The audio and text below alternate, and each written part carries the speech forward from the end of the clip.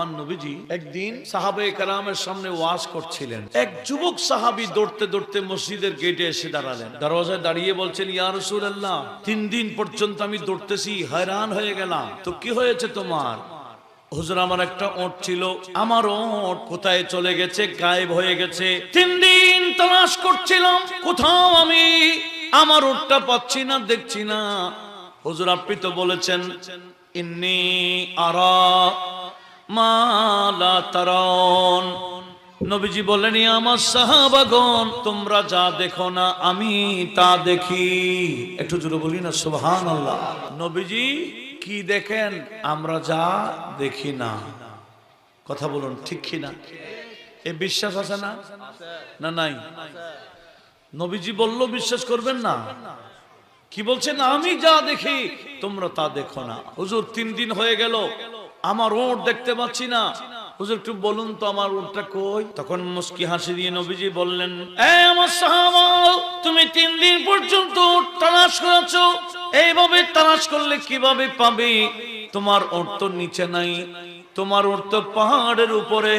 অমুক পাহাড়ে যাও, পাহাড়ের চূড়ায় একটা গাছের নিচে তোমার ওট বসে আছে। উচ্চ আওয়াজ বলুন সুবহানাল্লাহ। বর্তমান সমাজে ঈমান আকীদার কথা তুলে ধরা এটা ফরজের মতো হয়ে গেছে। মানুষ ঈমান আকীদাকে তেমন গুরুত্ব দিতে চাচ্ছে না। মানুষ বলতে চায় মুসলমান হলেই হয়, নামাজ পড়লেই হয়, ইবাদত বন্দেগী করলেই তো হয়। কিন্তু মূল বিষয় ইবাদতের বিষয় না। ইবাদত এটা হলো 2য় নম্বরে, আমল 2য় নম্বরে, ঈমান ক নম্বরে? আগে ঈমান। আমার আল্লাহ বলেছেন, ইন্নাল ইনসান লাফি খুসর, সমস্ত মানব জাতি ক্ষতিগ্রস্ত, ইল্লাল্লাযীনা আমানু, হ্যাঁ যারা ঈমান এনে ও আমিলুস সালিহাত, আমলে সালিহাত করেছে, এরা কিন্তু ক্ষতিগ্রস্ত নয়, এরা লাভবান। একটু জোরে বলুন না সুবহানাল্লাহ। তো ঈমান কখন আমাদের কলবে ঢুকবে? ঈমান যেমন ইচ্ছা তেমন আনলে হবে না। আমার আল্লাহ কোরআনে পাকে সূরা বাকারা 137 নং আয়াতের সাথ করেছেন। পারা হিসেবে ধরলে প্রথম পারার লাস্ট পৃষ্ঠাতে আছে। বন্ধুর সাহাবীদেরকে সম্বোধন করে বললেন, ফাইন আমানু বিমিসলি মা আমানতুম বিহ, এ আমার বন্ধুর উম্মতেরা, সাহাবীগণ, তোমরা যেভাবে ঈমান এনেছো, তোমাদের অনুসরণে এরাও যদি ঈমান আনে, ফাকাদ ইহতাদাও, তারাও হেদায়েত পেয়ে যাবে। তোমরা সাহাবায়ে কেরাম যেভাবে হেদায়েতের উপর আছো, তোমাদের অনুসরণে যারা ঈমান আনবে এরাও হেদায়েত পাবে বলে আমি আল্লাহ ঘোষণা দিলাম। একটু জোরে বলি না সুবহানাল্লাহ। এখন সাহাবায়ে কেরামের বিষয়ে উল্টা সিধা কথা বলে এরকমও মুসলমান বাংলাদেশেও দেখা যায়। আগে আমাদের দেশে তেমন ছিল না, ইদানিং সাহাবা বিদ্বেষী, সাহাবীদের সামনে উল্টা সিধা কথা বলে এরকমও অনেক মুসলমান বর্তমানে বের হয়ে গেছে। এই ক্ষেত্রেও আমাদেরকে অবশ্যই সজাগ থাকতে হবে। আমার আল্লাহ বলছেন ঈমান আনতে হবে সাহাবীদের মতো। সাহাবীদের মধ্যে একজনও নাই যার কাছে হেদায়েতের আলো নেই। সমস্ত সাহাবীদের কাছে হেদায়েতের আলো রয়েছে। একটু জোরে বলি না সুবহানাল্লাহ। হেদায়েতের আলো ছাড়া নবীর একজনও সাহাবা ছিলেন না। আচ্ছা, আপনারা আমাকে একটা কথা বলেন, আকাশের তারা আছে না,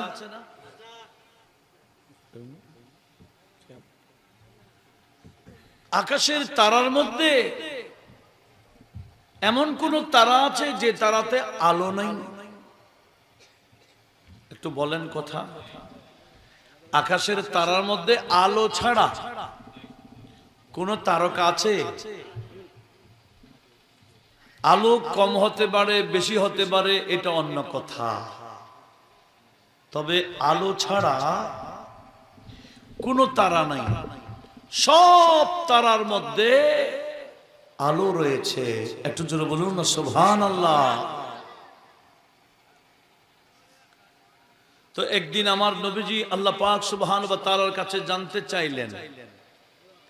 হাদিস এটা রাজিন রয়েছে, সেখান থেকে মেশকাতও আনাচ্ছে। এই হাদিসটা মেশকাতও আছে। নবীজি আল্লাহকে বললেন, ও আল্লাহ, আমার ইন্তেকালের পরে আমার সাহাবীদের মধ্যেও অনেক মতানৈক্য দেখা যাবে। এই বিষয়ে আমি সমাধান চাই। আমার ইন্তেকালের পরে আমার সাহাবীদের মধ্যে বাড়াবাড়ি হইতে পারে, মতানৈক্য হইতে পারে। এটা দেখলে তো পরবর্তী আমার উম্মতেরা আমার সাহাবীর বিরুদ্ধে উল্টা সিধা বলতে পারে। বিদায় আমি নবী, তুমি আল্লাহ থেকে আগে ভাগে সমাধানটা চাই। তুমি আমাকে সমাধানের বিষয়ে কিছু বলো। একটু জোরে বলি। নবীজির সমাধান চাচ্ছেন কার থেকে? আল্লাহ পাক সুবহানাহু ওয়া তাআলা থেকে। তখন আমার আল্লাহ কি বললেন? বন্ধু আমার, আপনার যত সাহাবী আছে সব সাহাবী আমি আল্লাহর কাছে আকাশের নক্ষত্রের মতো। কিছু নক্ষত্রের মধ্যে আলো বেশি, আবার কিছু নক্ষত্রে আলো কম। ঠিক আপনার সাহাবীদের মধ্যেও কিছু সাহাবার মাঝে হেদায়েতের পাওয়ার বেশি থাকবে, অন্য সাহাবের কাছে কম থাকতে পারে, কিন্তু হেদায়েত আছে। হেদায়েত ছাড়া আপনার কোন সাহাবী নাই। আকাশে যেভাবে প্রত্যেকটা তারাতে আলো রয়েছে, আপনার সমস্ত সাহাবীর কাছে হেদায়েতের আলো আছে বলে আমি ঘোষণা দিলাম। উচ্চ আওয়াজে বলুন সুবহানাল্লাহ। এই ঘোষণা কার? তো আল্লাহ ঘোষণা দেওয়ার পরে নবীজি এবার ঘোষণা দিচ্ছেন, আসহাবি কান্নুজুমি ফাবিআইহিম ইকতাদাইতুম ইহতাদাইতুম। এ আমার সাহাবাগণ, কিয়ামত পর্যন্ত উম্মতগণ, আমি তোমাদেরকে বলে গেলাম, আমার যত সাহাবী এরা আকাশের নক্ষত্রের মতো। যে কোন একজন সাহাবীকে তোমরা কিয়ামত পর্যন্ত যারা আসবে, যে কোন একজন সাহাবীকে অনুসরণ করলে তোমরা জান্নাতের রাস্তা পেয়ে যাবে বলে আমি ঘোষণা দিলাম। উচ্চ আওয়াজে বলুন সুবহানাল্লাহ। যে কোন একজনকে অনুসরণ করলেই জান্নাতের রাস্তা পাওয়া যাবে। সে জায়গায় যিনি সাহাবীদের মধ্যে এক নাম্বার, ওনার অনুসরণ করলে লাভ কম হবে না বেশি হবে? আপনাদের মনোযোগ আছে? সমস্ত সাহাবী যে কোনো একজনকে অনুসরণ করলে জান্নাতের রোড পাওয়া যায়, আর সেই জায়গায় সিদ্দিক আকবরকে অনুসরণ করলে রোড সহজে পাওয়া যায়। কিসের রোড? আর একটু জোরে বলেন না। জান্নাত। এখন তো জান্নাত সস্তা হয়ে গেছে, যাত্রার হাতে আছে জান্নাত, সবাই জান্নাত দিতে পারে। এটাকে নিয়ে তামাশা করে, এগুলা তামাশার বিষয় নয়। আল্লাহ সবাইকে হেদায়েত দান করুক। একটু জোরে বলেন না আমিন। এগুলা নিয়ে কি তামাশা চলে না, এগুলা নিয়ে মিসগাইডে চলে না। আসুন কি বলতে চেয়েছিলাম, সিদ্দিক আকবর রাদিয়াল্লাহু তাআলা আনহু ওনার ইসলাম গ্রহণ করার কথাটা যদি আমরা শুনি তাহলে আমাদের দেশে অনেক বান্দারা অনেক কিছু বলে নবীর শানে, সব দফা হয়ে যাবে, আমাদের বুঝে আসবে। সেটি হলো নবীজির ইসলাম প্রচারের, নবুয়ত প্রচারের সময়ের কাছাকাছি সিদ্দিক আকবর রাদিয়াল্লাহু তাআলা আনহু উনি ব্যবসার কাজে ইয়েমেনে গিয়েছিলেন। ইনি বিভিন্ন রাষ্ট্রে রাষ্ট্রে যাইতেন। উনি আরবের বড় ব্যবসায়ী ছিলেন। সিদ্দিক আকবর রাদিয়াল্লাহু তাআলা ইয়েমেনের মধ্যে ব্যবসা করলেন, অনেক লাভবান হলেন। শুনতে পেলেন ইয়েমেনের মধ্যে একটা শ্রেষ্ঠ গোত্র ছিল, ওই গোত্রের নাম হলো আজদি গোত্র। ওই আজদি গোত্রের মধ্যে একজন আসমানি কিতাবের আলেম আছেন। এটা শুনলেন সিদ্দিক আকবর। এটা শোনার পরে তত্ত্ব নিয়ে ওই আলেমের ঘরে পৌঁছে গেলেন। জোরে বলুন সুবহানাল্লাহ।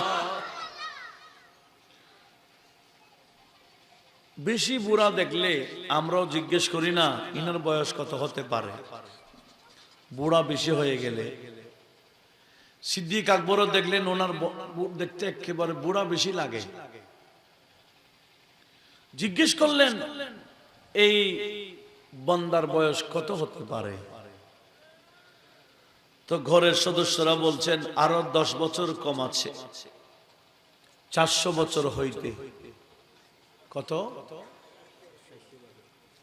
400 বছর হওয়ার আরো ক বছর কম আছে? 10 বছর কম আছে। তাহলে ওনার বয়স তখন কত ছিল? 390। আর এখন তো আমাদের 40 হলেও ডাক্তার সতর্কবাণী দেয়, খবরদার, খাইতে গেলে চলতে গেলে যা ইচ্ছা তা খাওয়া যাবে না, যা ইচ্ছা তা করা যাবে না। কেন? 40 বছরের পর থেকে আল্লাহ আমাদের শরীর থেকে শক্তি নেওয়া শুরু করেন। কথাটা একটু লক্ষ্য করি। কোরআনে পাক সূরা রুম আয়াত নম্বর 54, সেখানে আমার আল্লাহ কি বললেন? আউযু বিল্লাহি মিনাশ শাইতানির রাজীম। আল্লাহুল্লাযী খালাকাকুম মিন দুফিন। রব্বুল আলামিন বললেন, এই আমার বান্দাগণ শোনো শোনো, আমি আল্লাহ তোমাদেরকে সৃষ্টি করেছি, একেবারে তখন দুর্বল ছিলে তোমরা। দুনিয়াতে যখন পাঠিয়েছিলাম কিছু ধরতে পারোনি, ভর দিতে পারোনি, হাঁটতে চলতে পারোনি, তোমরা একেবারে দুর্বল ছিলে। এরপরে সুম্মা জাআলা মিন বাদি দুফিন কুওয়া, আমি আল্লাহ তোমাদেরকে এবার দুনিয়াতে প্রেরণ করার পর ধীরে ধীরে শক্তি দেওয়া শুরু করলাম। উচ্চ আওয়াজে বলুন সুবহানাল্লাহ। দুনিয়াতে আসার পর থেকে শক্তি দিতেন, দিতে দিতে 40 বছর পর্যন্ত শক্তি দিতে থাকেন। সব হুট করে দেয় না, 40 বছর পর্যন্ত শক্তি হুট করে দেয় না, ধীরে ধীরে দেয়। ثم جعل من بعد قوة ضعفا وشيبا। আবার 40 বছর পর থেকে বান্দার শরীর থেকে আমি শক্তি নেওয়া শুরু করি। যেভাবে ধীরে ধীরে শক্তি দিই, আবার সেভাবে ধীরে ধীরে শক্তি নেওয়া শুরু করি।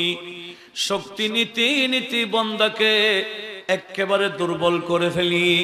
ওই বান্দা বিছানা থেকে উঠতে পারে না, এমন অবস্থা হয় অনেক সময় কিছু ধরতেও পারে না, খাইতেও পারে না, টয়লেটে ওয়াশরুমে যাইতে পারে না, একেবারে দুর্বল হয়ে বিছানায় পড়ে থাকে। এরকম বান্দা আছে কিনা বলেন? আছে না? এটাকে আরজালুল উমর বলা হয় কোরআন এবং হাদিসের ভাষায়।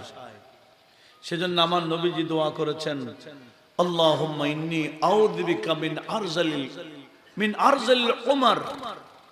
ও আল্লাহ, এমন জিন্দেগি, লাঞ্ছনার জিন্দেগি, একেবারে দুর্বল জিন্দেগি থেকে আমি পানা চাই। একটু জোরে বলি না সুবহানাল্লাহ। অনেক বান্দা বিছানায় বছরকে বছর পড়ে থাকে, ঘরওয়ালা ঘরওয়ালি সবাই অসহ্য হয়ে যায়, উনি কেন মরে না, এত কেন কষ্ট, এরকম অনেকে মুখে বলে ফেলে। অনেক বান্দা ছেলে, আমার আল্লাহ অনেক ছেলে মেয়েকে পরীক্ষা করে এগুলা দিয়ে, ছেলেরা কোনো মা বাবার উপর নারাজ হয়ে যাচ্ছে কিনা, খেদমত বন্ধ করে দিচ্ছে কিনা, অতিষ্ঠ হচ্ছে কিনা, নারাজ হচ্ছে কিনা, পরীক্ষা চলে। অনেক ছেলে মেয়েরা আমার আল্লাহর পরীক্ষায় ফেল মারে। যারা মা বাবার এই দুর্বল টাইমটাকে গনিমত মনে করে অন্তর খুলে খেদমত করে, এই সমস্ত ছেলে মেয়েদেরকে আমার আল্লাহ দুনিয়া আখিরাতে কামিয়াবি দান করে অনেক নিয়ামতে ভরপুর করে দেয়। একটু জোরে বলি না সুবহানাল্লাহ। সেজন্য আমার নবীজিও পানা চাইতে বলেছেন আরজালে ওমর থেকে। জীবনের শেষ সময় যখন হাঁটতে পারে না, চলতে পারে না, বিছানা থেকে উঠতে পারে না, তো এগুলো তো আমরা দেখি, দেখার পরও আমাদের ভিতরে ভয়টা আসে না। হ্যাঁ রে, আমি আর কয়দিন আছি। আমার নবীজি বলেছেন, আমার উম্মতি বাইনা 60 ইলা 70, আমার অধিকাংশ উম্মত 60 বছর থেকে 70 বছরের ভিতরে ভিতরে কবরবাসী হয়ে যাবে। কত থেকে কত? 60 থেকে 70 বছর পর্যন্ত। এই টাইমে কি হয়ে যাবে? অধিকাংশ কবরবাসী হয়ে যাবে। কিন্তু দুঃখের বিষয়, অধিকাংশ কবরবাসী হবে 60 থেকে 70-এ, আর আমরা বর্তমান মুসলমানরা বিল্ডিং বানতে যাই 50 বছর পর, 60 বছর পর। ওমা, তুমি আর বাঁচবে কয়দিন? এই খবর মুসলমানদের। মুসলমান মনে করে স্থায়ী দুনিয়াটা, সেজন্য আখিরাতের কোনো টেনশনই নেই না। কখন যে কার কাছে মালাকুল মউত এসে পৌঁছে যায় আমরা কি জানি? গত কিছুদিন আগে দেখেছেন একজন হুজুর ওয়াজ করতেছে, 2-4-5 মিনিট মনে হয় ওয়াজ করছে, এরপর পড়ে গেছে। ওয়াজ চলাকালে এই গত কাল জুমার দিন গেছে না, হ্যাঁ, এর আগের জুমায় আমাদের জামিয়ার ছাত্র ছিল, জামিয়ার পাশে বাড়ি নাজিরপাড়া, উনি হাফেজ ও আলেম, আসরের নামাজের সুন্নতে পড়েছেন, জামাত পড়াবার জন্য যাচ্ছেন, এতটুকু তো মারা গেছে। তাহলে মরণ এটা কত কাছে। এরপরও আমাদের ভিতরে দুনিয়া দুনিয়া দুনিয়া করতে করতে আমরা দুনিয়া বরবাদ করি, আখিরাত নষ্ট করি। আমার নবীজি কথাটাকে ভয় পেয়েছেন। হাদিস বুখারী শরীফে বারবার আসছে, নবীজি বলেছেন, ইন্নী লাস্তু আখশা আলাইকুম আত তুশরিকু বাদি। নবীজি বলেন, উম্মত, আমার ইন্তেকালের পরে তোমরা শিরিক করবে এ ভয় আমার নাই। তোমরা শিরিক করবে এ ভয় আমি করি না। তবে ওয়ালাকিন আখশা আলাইকুমুদ দুনিয়া আন তানাফাসু ফিহা, আমি ভয় পাচ্ছি তোমাদেরকে দুনিয়ার বিষয়ে, তো তোমরা দুনিয়ার মধ্যে এমন ভাবে মত্ত হয়ে যাবা, দুনিয়া অর্জন করতে এমন ভাবে তোমরা লেগে থাকবা, ওদিকে আখিরাত নষ্ট করে ফেলবা, আখিরাতের কোনো প্রস্তুতি নিবা না। এটাই আমি নবী ভয় পাচ্ছি। উচ্চ আওয়াজে বলুন নাউজুবিল্লাহ। শিরিক করবে ভয় আমার নাই, কারণ নবীজি জানেন নবীর উম্মতরা শিরিক করবে না। নবীর উম্মত কি করবে না? আলো সামনা ওমা মাশাআল্লাহ, দেখিয়েন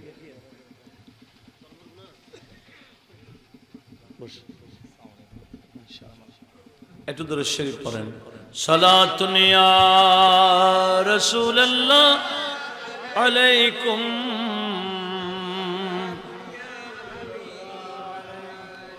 इस उम्मत की खातिर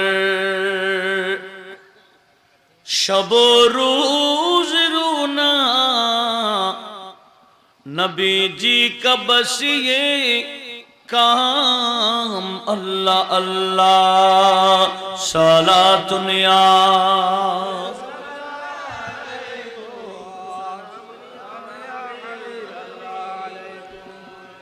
আপনাদের মনোযোগ আছে? নবীজি কি বলছেন? আমার উম্মত শিরিক করবে এই ভয় আমার নাই। এখন তো কথাই কথায় শিরিক, কথাই কথায় কি এরা শিরিক কাকে বলে জানে না, বিদায় কথাই কথায় শিরিকের ফতোয়া মারে।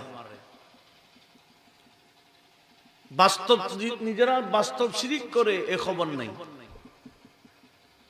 একটা হচ্ছে বাস্তব শিরিক, আল্লাহ ছাড়া কারো উপাসনা করা, আল্লাহ ছাড়া কোনো মাবুদকে মেনে নেওয়া, মাবুদের সামনে গিয়ে মাথা ঝুঁকানো, আল্লাহ ছাড়া কোনো মাবুদ মূর্তির সামনে গিয়ে মাথা ঝুঁকানো, এদেরকে শ্রদ্ধা করা, এদের নামে কিছু রেডি করলে খাওয়ার খাওয়ার এগুলা খাওয়া,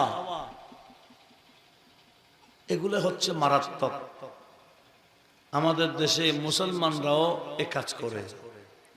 আল্লাহ মুসলিম মিল্লাতকে বোঝার তৌফিক দিক, আমিন বলেন। দেখুন কি বলতে চেয়েছিলাম, নবীজি বললেন আমার উম্মত শিরিক করবে এই ভয় আমার নাই, তবে আমার একটা ভয়, ওয়ালাকিন আখশা আলাইকুমুদ দুনিয়া আন তানাফাসু ফিহা, তোমরা দুনিয়াবাজ হবা, দুনিয়া দুনিয়া করতে করতে দুনিয়ার লোভের মধ্যে ঢুকে হালাল হারামের যাচাই বাছাই করবা না, তোমরা আখিরাত বরবাদ করে ফেলবে, এটাই আমার ভয় হচ্ছে। আল্লাহ আমাদের সবাইকে বোঝার তৌফিক দিক, আমিন বলেন। দুনিয়াটা কয়দিনের? বলছে এই দুনিয়াতে আসছি কয়দিনের জন্য, যতদিন নির্দিষ্ট টাইম আছে, এই টাইমের ভিতরে কি করছি না করছি একটা পরীক্ষা চলছে। আমাদের তো খবর নাই, আমরা মনে করছি মরণ একদিন আসে মরব আর কি। কি বলে মরণ একদিন আসে মরব আর কি। কি মরণ কি শেষ না শুরু? মরণ কি শেষ না শুরু? কি বলেন? মরণ মানে কি শেষ? হ্যাঁ, মরণ মানে শুরু। কি শুরু? হয়তো আরাম শুরু, নতুবা আযাব শুরু। কথা বলুন ঠিক কিনা? হয়তো আরাম শুরু, নতুবা বেরাম শুরু। যারা দুনিয়াতে কষ্ট করে আমল করে যায়, আখিরাতের প্রস্তুতি নিয়ে যায়, এদের জন্য মরণটা বড় নিয়ামত।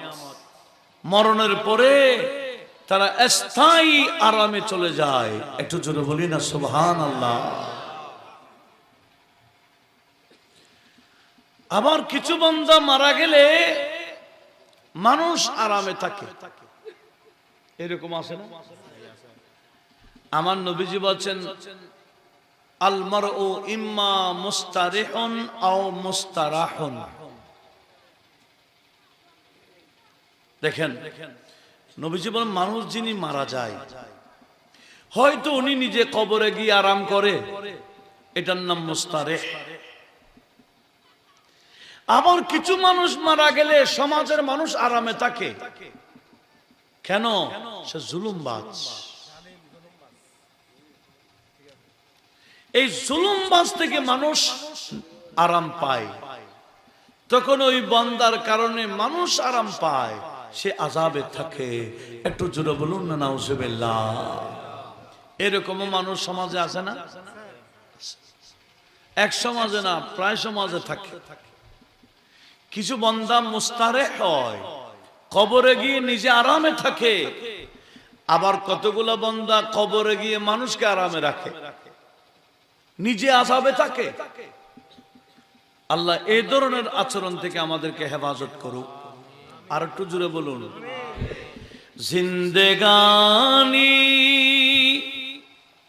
जवानी भी दो दिन की है, जिंदगानी जवानी भी दो दिन की है। अल्लाह अल्लाह करो, अल्लाह अल्लाह करो, अल्लाह अल्लाह करो। একটু বলেন না, আল্লাহ আল্লাহ করো, আল্লাহ আল্লাহ করো, আল্লাহ আল্লাহ করো।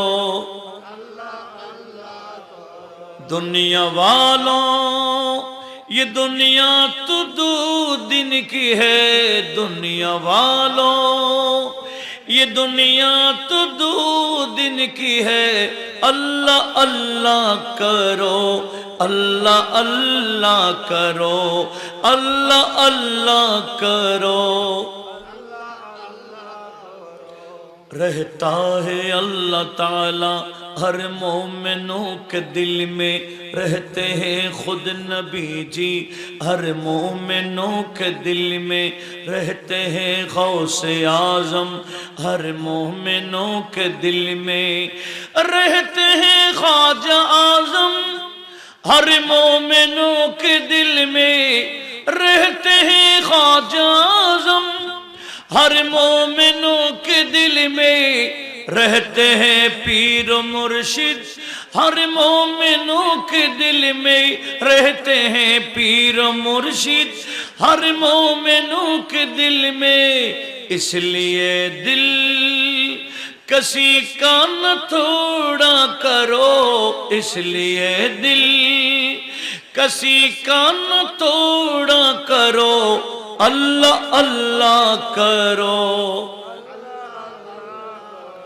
जिंदगानी जवानी भी दो दिन की है, जिंदगानी जवानी भी दो दिन की है।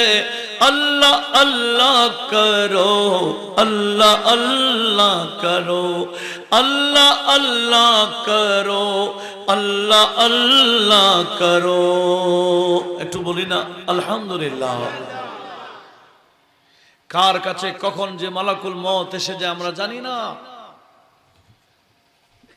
অনেকে বিল্ডিং এর উপর বিল্ডিং করে, জায়গার উপর জায়গা কিনতে থাকে।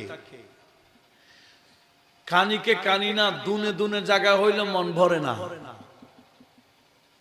ওনার জায়গা জমিনের দলিলে এক আলমারি দিয়ে হয় না, কয়েকটা আলমারি লাগে, এরপরও মন ভরে না। নিঃশ্বাস বন্ধ হয়ে গেলে জায়গাগুলো তার নামে আর থাকবে, খতিয়ানে তার নাম যাবে গা, খতিয়ানে নাম থাকবে, মালিকানে থাকবে না। কথা বলুন ঠিক না? এগুলো কার জন্য করছে? নিজের জন্য তো কিছু করবেন।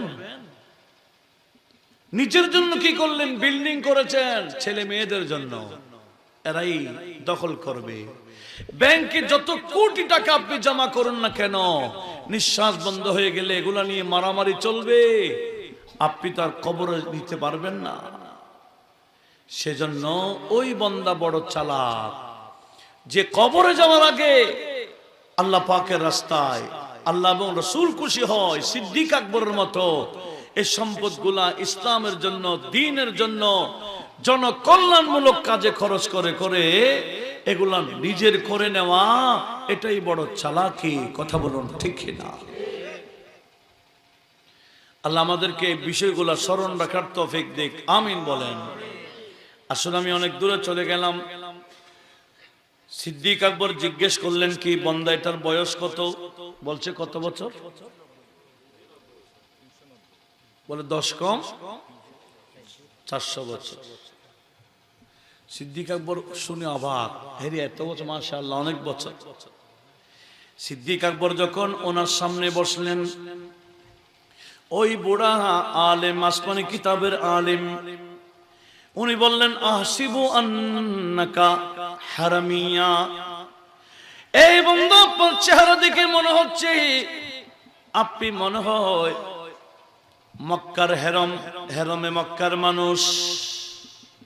সিদ্দিক আকবর বলে হ্যাঁ। আবার জিজ্ঞেস করলেন আহসিবু আন্নাকা কারশিয়া, মনে হচ্ছে মক্কার কুরাইশ বংশ একটা আছে, ওই বংশের আপনি একজন মানুষ। সিদ্দিক আকবর বলে হ্যাঁ। আবার বললেন আহসিবু আন্নাকা তামিমিয়া, কুরাইশের একটা শাখার নাম তমিম গোত্র, আপনাকে দেখি তমিম গোত্রের মানুষের মতো লাগে। সিদ্দিক আকবর বলে হ্যাঁ, আমি তমিম গোত্রের মানুষ। যা জিজ্ঞেস করেছেন সিদ্দিক আকবর হ্যাঁ হ্যাঁ বলে উত্তর দিলেন। এবার ওই বুড়ো আলেম সিদ্দিক আকবরকে বললেন আকশিবান বাতনিকা, এ বান্দা আপনি আমাকে আপনার পেটটা একটু দেখান। কি দেখতে চান? পেট। বলেন আমি এরকম পেট দেখাবো না। কেন দেখবেন? আগে এটা বলতে হবে। বলে আপনার কাছে যা প্রশ্ন করেছি আমি নিজ থেকে করি নাই, আমি তওরাতের আলেম, আমি তওরাতে পড়েছি। শুধু নবী আখিরের জামানের বয়ান নয়, নবী আখিরের জামানের হাতে যিনি সর্বপ্রথম মুসলমান হবেন ওনার ব্যাপারও আমি তওরাতে পড়েছি।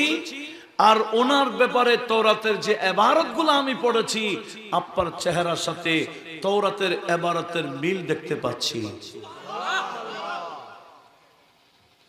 শুধু তাই না, তওরাতে আছে নবী আখিরের জামানের হাতে সর্বপ্রথম যিনি মুসলমান হবেন উনি কুরাইশ বংশের হবে, মক্কার হেরমের মানুষ হবে, তমিম গোত্র হবে, ওনার নাম আব্দুল্লাহ হবে, ওনার বাবার নাম ওসমান হবে। এমনকি ওনার শরীরের মধ্যে দুইটা আলামত দিয়েছেন, একটা পেটে আর একটা বাম রানে। আমি রান টান দেখবো না, আপনার পেটে এই আলামত আছে কিনা আমি দেখতে চাই। জোরে বলুন সুবহানাল্লাহ। সিদ্দিক আকবর বলেন ওনার কথা শুনে আমি আর দেরি করলাম না, ফাকাশাফতু আন বাতনি, আমার পেটের কাপড় উত্তোলন করলাম। ফারাআ ফাওকা সুররাতি, অত বড় আলেম আমার নাভির উপরে দেখতে পেলেন শামাতান সাওদা, কালো রঙের একটা তিল। কি দেখলেন? তিল। তিল আছে না? তিল কোথায় দেখলেন? নাভির উপরে। এই তিল দেখতেই বুড়া আলেম বললেন ও রাব্বিল কাবা, আমি কাবার রবের শপথ করে বলতে পারবো আনতা হুয়া, যার কথা আমি তওরাতে পড়েছি আপনি সেই নবীর উম্মতের মধ্যে সর্বপ্রথম হবেন, আপনি উনি হবেন আর কেউ না। এই বিষয়ে আমি কসম করে বলতে পারি। উচ্চ আওয়াজে বলুন সুবহানাল্লাহ। বলে আপনার ওই বন্ধুটা নবুয়ত রিসালাত প্রচার করার টাইম হয়ে গেছে, আপনি চলে যান, আপনি ওনার হাতে সর্বপ্রথম মুসলমান হবেন। সিদ্দিক আকবর বলেন আমি আর দেরি করলাম না, গোছাই ফেললাম ব্যবসা, মক্কাতে এসে পৌঁছে গেলাম। মক্কার কাফেরদের সরদার দেখলাম আমার ঘরে জমায়েত হয়ে গেছে। আবু জেহেল আমার ঘরে, উতবা আমার ঘরে, সাইবা আমার ঘরে, উকবা বিন আবি মুঈত আমার ঘরে, বড় বড় কাফেরদের সরদার আমার ঘরে এসে বলছেন আবু বকর তোমার জন্য অপেক্ষা করছি। বলে কেন? বলে তোমার ছোটকালের বন্ধু মুহাম্মদ বিন আব্দুল্লাহ, উনি আমাদের ধর্ম থেকে ছুটে গেছেন, উনি নতুন একটা ধর্ম চালু করছেন, উনি নাকি আল্লাহর রাসূল, উনি নাকি আল্লাহর নবী, এভাবে বলা বলি করছেন। ওনার কাছে নাকি আল্লাহর পক্ষ থেকে কি আসে, খবরদার ওনার কাছে যাইও না, আমরা তোমাকে আগে ভাগে সতর্ক বানিয়ে দিচ্ছি। কারা বলল? কাফেররা। সিদ্দিক আকবরকে সতর্ক বানিয়ে দেওয়ার জন্য আসছে।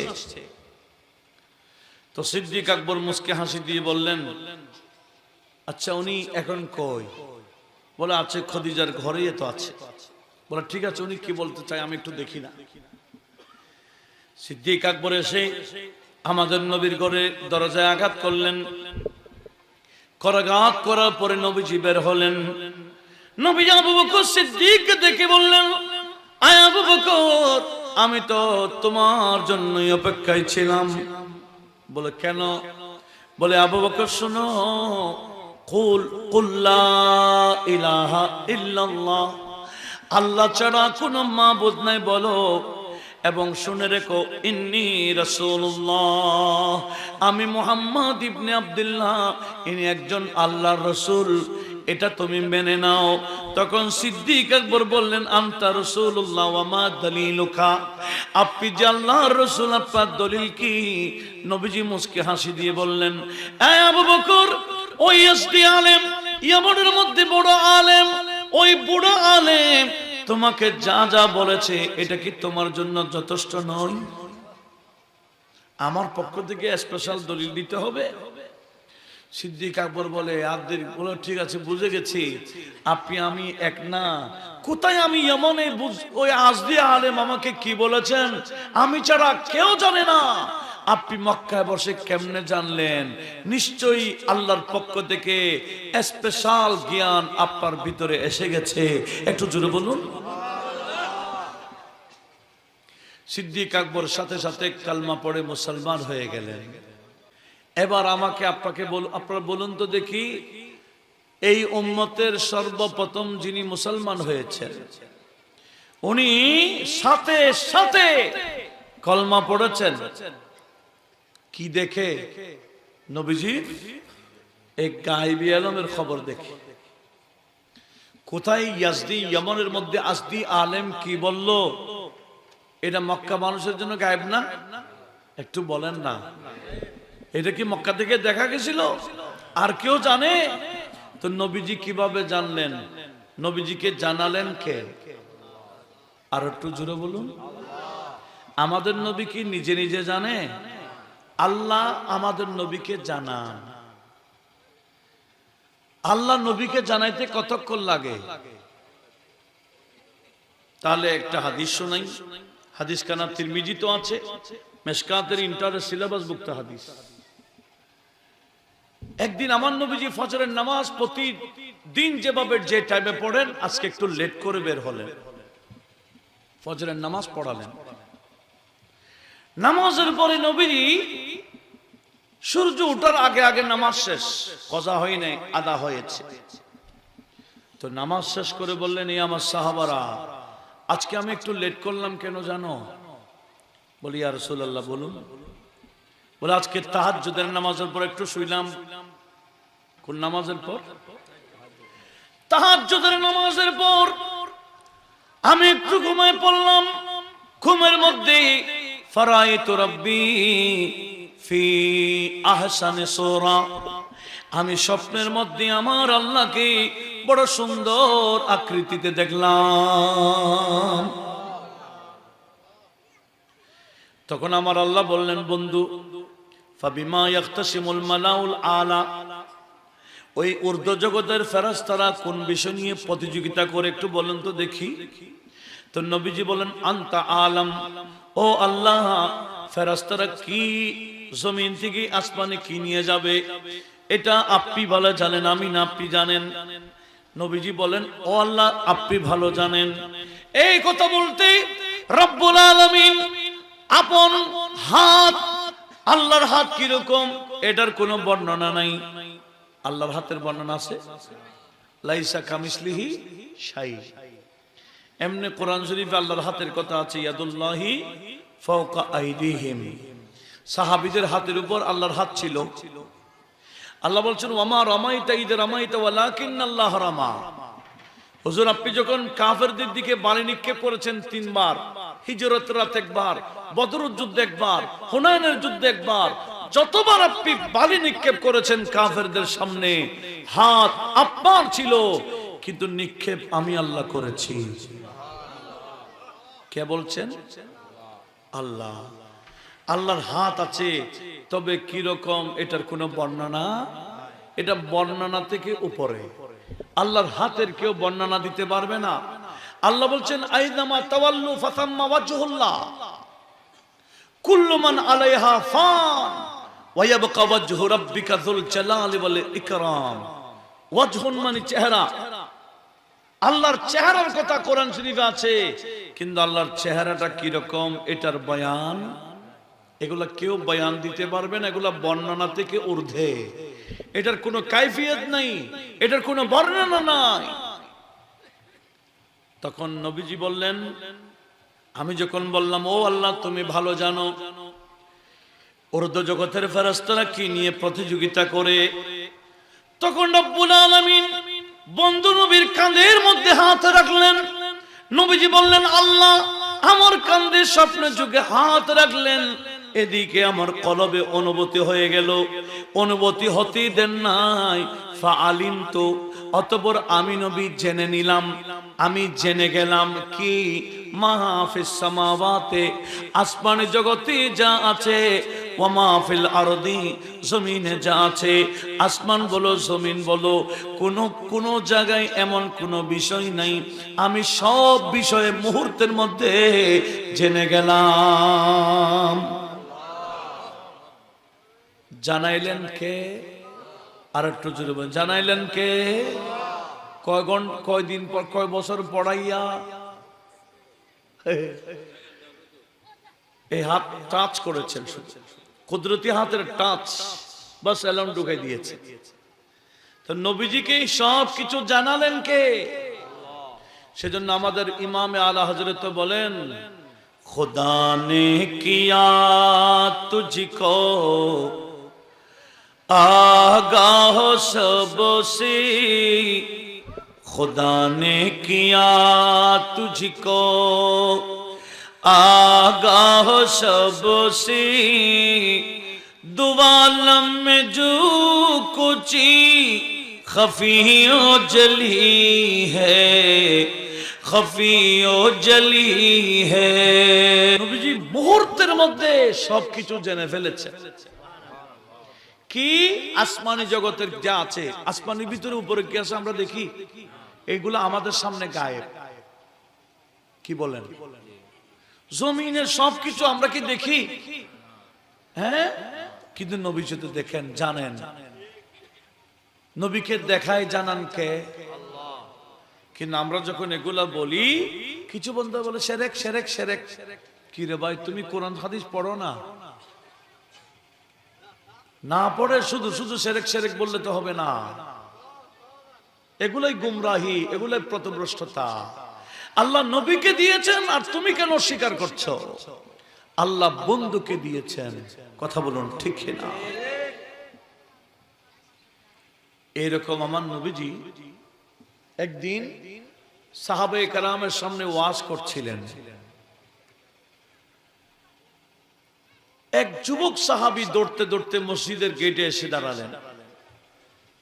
দরজায় দাঁড়িয়ে বলছেন, ইয়া রাসূলুল্লাহ 3 দিন পর্যন্ত আমি দৌড়তেছি, হয়রান হয়ে গেলাম। তো কি হয়েছে তোমার? হুজুর আমার একটা ওট ছিল, আমার ওট কোথায় চলে গেছে, গায়েব হয়ে গেছে। 3 দিন তালাশ করছিলাম, কোথাও আমি আমার ওটটা পাচ্ছি না, দেখছি না।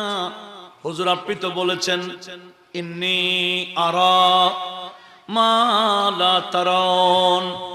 নবীজি বলেন, আমার সাহাবাগণ তোমরা যা দেখো না আমি তা দেখি।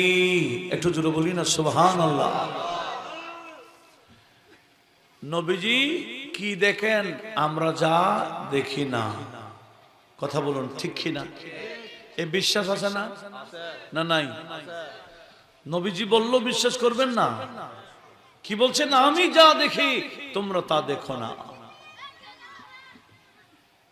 তো ওই সাহাবী এসে কি বললেন? 3 দিন পর্যন্ত ঘুরতেছে, কি তালাশ করতে করতে।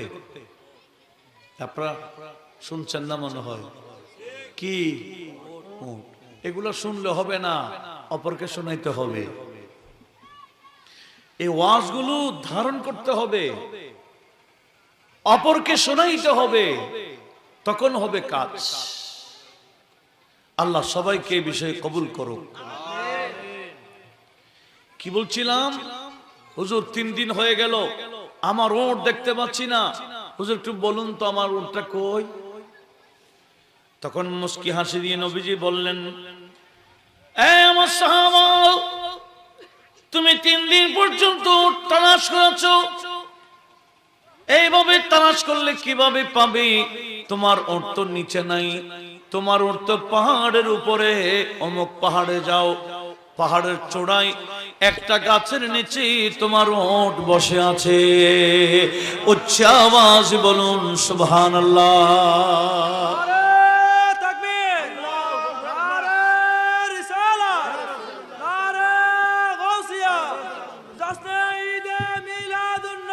জিন্দাবাদ জিন্দাবাদ। দেখেন কোথায়? পাহাড়ের চূড়ায় উট বসে আছে, নবীজি এখান থেকে বলে দিলেন। সাহাবারা মেনে নিলেন। আপনার বিষয়টা একটু খেয়াল করেন, সাহাবারা মেনে নিলেন। ওই সাহাবীও উটটা আনার জন্য দৌড় দিলেন, নবীজির তত্ত্ব অনুযায়ী উট আনার জন্য। এদিকে নবীজি বাকি আলোচনা শেষ করে দিলেন, সাহাবারা আপন আপন জায়গায় চলে গেলেন। কিন্তু সাহাবীদের মাঝে মাঝে এমন কিছু বন্ধু ছিল যাদের মাথায় টুপি ছিল, মুখে দাড়ি ছিল, নামাজও পড়তো, কালামও পড়তো, জিহাদও যাইতো, সব ছিল, কিন্তু তাদের কলবে ঈমান ছিল না।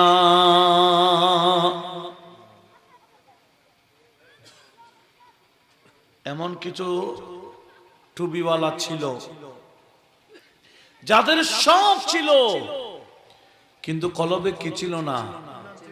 ঈমান ছিল না। এদের নাম কি? একটু বলো করে বলেন না। মুনাফিক মানে বেঈমান। কিরকম বেঈমান? কাফেরের মতো না। কিরকম বেঈমান? মুশরিকের মতো না। মুশরিক কাফেরদের হচ্ছেও আরো মারাত্মক বেঈমান। কথা বলুন ঠিক কিনা? এদের ঠিকানা কোথায় বলছেন আমার আল্লাহ? কোথায়? ফিদ্দারকিল আসফালি মিনান নার, জাহান্নামের একেবারে নিচের তলায় স্থান হবে কার? জাহান্নামের নিচের তলা। এটা কত গভীর? তিরমিজি শরীফের হাদিস আছে, একটা পাথর যদি এদিকে, যারা বাচ্চাদেরকে কন্ট্রোল করা যায় না, একটা পাথর যদি জাহান্নামের উপরে কেউ যদি পাহাড় থেকে জাহান্নামের ভিতরে একটা পাথর নিক্ষেপ করে, পাথরটা নাকি জাহান্নামের নিচে পৌঁছতে 70 বছর লাগবে। ক বছর? আপনাকে যদি আমি 100 তলা থেকে ধাক্কা দিই, নিচে পড়তে কতক্ষণ লাগবে? কয়েক মিনিট লাগবে ধরেন না, 1 মিনিট ধরলাম বা 2 মিনিট। কোত্থেকে? 100 তলা থেকে নিচে পড়তে কতক্ষণ লাগবে? 1-2 মিনিট। বেশি তো ধরলে কয় মিনিট? আচ্ছা মুরব্বিটা ধরলাম, উনি বলছেন সর্বোচ্চ 1 মিনিট। এত উপর থেকে যদি 1 মিনিটে পড়ে যায়, আর 70 বছর যদি লাগে কোথায়? নিচে পৌঁছতে। ক বছর? এবার বুঝেন জাহান্নামের ভিতরেটা কত মোর, কত গভীর। এগুলো আমাদের আন্দাজে আসবে না। একেবারে নিচের তলায় স্থান কার? মুনাফিকের। মুনাফিকের মাথায় টুপি কোনটা? মুসলমানেরটা। দাড়ি কার? মুসলমানের নবী। নামাজ কালামে পাক্কা থাকে, কিন্তু বিয়াদবিতে 1 নাম্বার। বিয়াদবি আপনার সাথে আমার সাথে করে না, বিয়াদবি করে আল্লাহর বন্ধুদের সাথে। নবীদের শানে বিয়াদবি, ওলিদের শানে বিয়াদবি, এগুলো হচ্ছে মুনাফিকের বড় আলামত। বড় আওয়াজ বলুন না নাউজুবিল্লাহ। লক্ষ্য করুন, এখন নবীজি বলছেন কি, অমুক পাহাড়ের চূড়ায় তোমার উট বসে আছে। এই সাহাবী তো তোর দৌড়ে গেলেন পাহাড়েটা থেকে উট আনার জন্য। এই মুনাফিকরা আলাদা বৈঠকে গিয়ে নবীজির শানে সমালোচনা শুরু। কি ওই বান্দা কেন আসছে, 3 দিন পর উট কেন তালাশ করছে, নবীজির কাছে কেন আসছে? আর উনিও বলে দিলেন অমুক পাহাড়ের চূড়ায় কি বলে উট বসে আছে। এগুলো সব মিথ্যা কথা না? আলাদা বৈঠকে তারা নবীজির আলম নিয়ে সমালোচনা করছে। কিন্তু এদিকে নবীজির দেওয়া তথ্য অনুযায়ী ওই সাহাবী উট নিয়ে এসে গেলেন। আর এদিকে আমার আল্লাহ হযরতে জিবরিল আমিনকে দিয়ে কোরআনের আয়াত পাঠাচ্ছেন। জোরে বলুন সুবহানাল্লাহ। এই ঘটনাকে কেন্দ্র করে একাধিক আয়াত নাযিল করেছেন আমার আল্লাহ। কাদের শানে জানেন? ওই মুনাফিকদের শানে, যারা নবীজির শানে সমালোচনা করেছিল। এদেরকে আমার আল্লাহ এদের ব্যাপারে কোরআনের আয়াত নাযিল করেছেন। এই ঘটনাকে কেন্দ্র করে আয়াতটি হলো সূরা তওবা। পারলে আমার ইয়ং জেনারেশন ভাইরা আপনারা নোট রাখুন। কোন সূরা বললাম? 65, 66, 67। মাশাআল্লাহ, কেন আমাদের উস্তাদুল হুফাজ আছেন, হাফেজ মাওলানা আব্দুর রশিদ সাহেব না? একটু লক্ষ্য করুন। আবার বলেন তো দেখি কোন সূরা থেকে বলতেছি, কয় নাম্বার থেকে? 65, 66, 67। এই 3টা আয়াত আপনার নোট রাখুন। এগুলো আমার আল্লাহ ওই সমস্ত মুনাফিকের ব্যাপারে নাযিল করেছেন যারা গোপনে নবীজির শানে সমালোচনা করেছিল, বিয়াদবি করেছিল। তৎকালীন মুনাফিকরা গোপনে করেছিল বিয়াদবি। এখন তো সবার সামনে মাহফিলে, ফেসবুকে, ইউটিউবে নবীর শানে বিয়াদবি ডেলিভারি দেয় ডেলি। কথা বলুন ঠিক কিনা? সেই মুনাফিকের চেয়ে বর্তমান মুনাফিক ছোট না আরো বড়? আরো বড়। ওই মুনাফিকের ব্যাপারে আমার আল্লাহ কি বলেছেন? আমার আল্লাহ বললেন, লাইন সাআলতাহুম লায়াকুলুন্না ইন্নামা কুন্না নাখুদু ওয়া নালআব কুল আবিল্লাহি ওয়া আয়াতিহি ওয়া রাসূলিহি কুনতুম তাস্তাহজিউন লা তা'তাযিরু قد كفرتم بعد ঈমানিকুম। আমার আল্লাহ বন্ধু নবীকে বললেন, হে আমার রাসূলুল্লাহ, ইন সালতাহুম, আপনি যখন তাদেরকে জিজ্ঞেস করবেন, কাদেরকে? ওই গোপন বৈঠককারীকে, আমি উটের তত্ত্ব দিয়েছিলাম, তোমরা আমার ওই তত্ত্ব পেয়ে উল্টা সিধা কেন বলেছিলাম? লা ইয়াকুলুন্না, এরা বলবে, না না, ইন্নামা কুন্না নাখুদু ওয়া নালআব, রাসূল আপনার ইলমে গায়বের বিষয়ে আমরা জানি মানি, আমরা এমনি বসে ঠাট্টা মজাক করছি। কি করছে? এমনি মস্কারি স্বরূপ বলছি।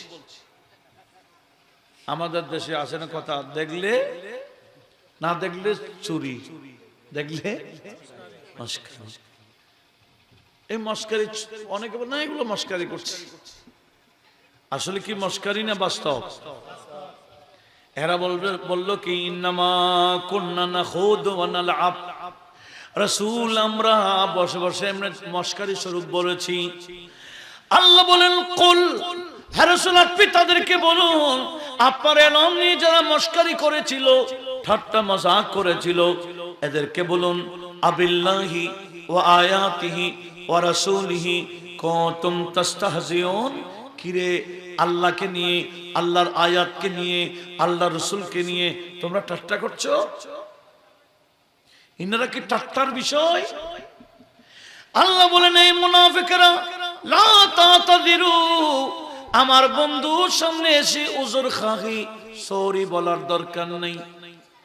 আমি আল্লাহ ফতোয়া দিয়ে দিলাম, কদ কাফারতুম বাদা ঈমানিকুম, ঈমান তো আনছিলা আমার বন্ধুর ব্যাপারে সমালোচনা করার কারণে, বন্ধুর ইলমে গায়েবের বিপরীত বলার কারণে আমি আল্লাহ ফতোয়া দিলাম, কদ কাফারতুম বাদা ঈমানিকুম, তোমরা ঈমান আনয়ন করার পরে এখন আর ঈমানদার নাই, তোমরা সবাই কাফের হয়ে গেলা। কাফের হয়ে গেছো, ফতোয়া কার? একটু বলেন না, নাকি আমি আসি কাফের ফতোয়া দিচ্ছি? কদ কাফারতুম বাদা ঈমানিকুম, ঈমান এনেছিলা কাফের হয়ে গেলা। কাফের হওয়ার কারণ কি? নবীজির শানে গুস্তাখি, বেয়াদবি। এখন তো বলে নবী মরা, এটা তো কোরআনে আছে, আপনারা শুনেন নাই? ইসলামী বক্তা বলতেছে নবী মরা, এটা কোথায় আছে? কোরআন শরীফ আছে, তো আপনারা কোরআন মানবে না কেন? কোরআনে আছে ইন্নাকা মাইয়াতুন ওয়া ইন্নাহুম মাইয়াতুনা। আপনারা কি মনোযোগ আছে? কোরআনে আছে নবী মরা, আর তোমরা বলছো মোর নবী জিন্দা।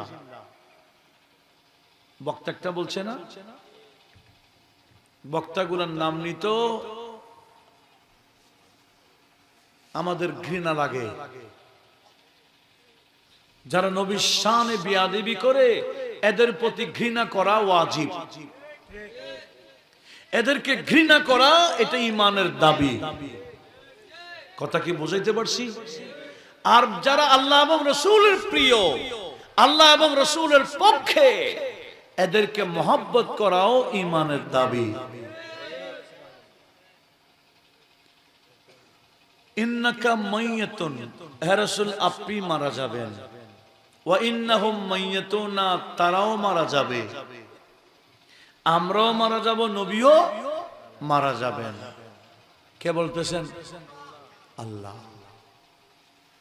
এখানে আরবি যারা গ্রামার সামান 6, 7, 8 এর ক্লাস করে এরাও জানে ওয়াও যেটা হরফে আতেফা বলা হয়, হরফে আতেফার আগেরটা, হরফে আতেফার পরেরটা। ইন্নাকা মাইয়াতুন, তারপর আমার আল্লাহ ওয়া আছে একটা ওয়া, ওয়া ইন্নাহুম মাইয়াতুনা, তারাও মারা যাবে। আমার আল্লাহ একটা ওয়াও দিয়েছেন মধ্যখানে। এই ওয়াও দিয়ে পার্থক্য কি? হে রাসূল আপনি মারা যাবেন, এরাও মারা যাবে। তবে আমি আল্লাহ ওয়াও দিয়ে ক্লিয়ার করে দিচ্ছি, এদের মারা আপনার মারা যাওয়া এক নয়। একটু জোরে বলুন।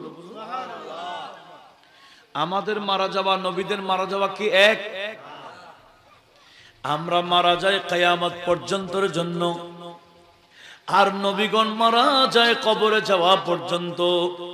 কবরে গেলে নবীগণ আবার জিন্দা হয়ে যায়। কবরের ভিতরে গেলে নবীদেরকে জিন্দা করে দেখে। আর একটু জোরে বলুন। আচ্ছা, এই কিছুদিন আগে ওয়াইজ একটা যে বললাম মারা গেছে 5 মিনিটের পর পর, উনি কি মারা যাওয়ার পর সোজা এরকম দাঁড়ায় বসেছিলেন না পড়ে গেছেন? কেউ সোজা হয়ে দাঁড়িয়ে অবস্থায় মারা গেছে দাঁড়ায় থাকতে পারবে? কিন্তু আল্লাহর নবী হযরত সুলাইমান আলাইহিস সালামের কথা সূরা সাবার মধ্যে আছে। হযরত সুলাইমান আলাইহিস সালাম ইন্তেকালের পরেও লাঠি ধরে 1 বছর দাঁড়াইয়া ছিলেন। উচ্চ আওয়াজে বলুন সুবহানাল্লাহ। মানুষ 1 বছর মারা যাওয়ার পরে একদিন গেলে স্বাভাবিক ঘরে রাখবে? হ্যাঁ, 2 দিন রাখলে কি এনে আনবে? ফ্রিজের গাড়ি নিয়ে আসবে। আমি আপনাদেরকে বলে যাই, ছেলে বিদেশে, ছেলে আসবে জানাজা পড়ার জন্য, এই ছেলের জন্য মা বাবাকে কষ্ট দিয়েন না। ফ্রিজের গাড়িতে ঢুকাই দেওয়া মানে মা বাবার উপর অনেক বড় জুলুম। মানুষ মারা গেলে গোসল করাইতে হয় কুসুম কুসুম গরম পানি দিয়ে, যাতে কষ্ট না পায়। আর সেই জায়গায় ফ্রিজের গাড়িতে ঢুকাই দেওয়া, ঠান্ডা করে ফেলা। ফ্রিজে রাখলে যেভাবে কিছু ধোঁয়া বের হয়, ওই মইয়তের শরীর থেকেও ধোঁয়া বের হয়। আপনারা দেখেন না মনে হয়? আমার নবীজি বললেন, কাসরু আজমিল মাইয়াতে কা কাসরিহা হাইয়া। মানুষ মারা যাওয়ার পরে তার মাংস হাড্ডি কাটা জীবিত থাকতে কাটলে যেরকম মানুষ জিন্দা থাকতে যেভাবে অনুভূতি থাকে, ঠিক মারা যাওয়ার পরও ওই শরীরে অনুভূতি থাকে। সেজন্য কষ্ট দেওয়া যায় না। ভালো করে গরম পানি বেশি গরমও দেওয়া যাবে না, বেশি ঠান্ডাও দেওয়া যাবে না, কষ্ট পাই। সেজন্য কুসুম কুসুম গরম পানির কথা বলেছেন। সেই জায়গায় আমরা ছেলে হয়ে আত্মীয় স্বজনরা মিলে এই মইয়তকে ফ্রিজের ভিতরে ঢুকাই দিই। এটা সামাজিকভাবে বড় জুলুম প্রতিষ্ঠা হয়েছে। কথা বলুন ঠিক কিনা? এটা বন্ধ করার দরকার আছে কি না? জানাজা পড়লে ছেলে পড়তে হবেই এরকম করে ফরজ না, এটা ফরজে কিফায়া, এটা ফরজে আইন নয়, এটা ফরজে কিফায়া। এলাকার কয়েকজনে পড়ে দিলেই জানাজা হয়ে যাবে, তিনজন মিলে পড়লে হয়ে যাবে। কোন ছেলের জন্য জানাজাকে আর অপেক্ষা করাবেন না।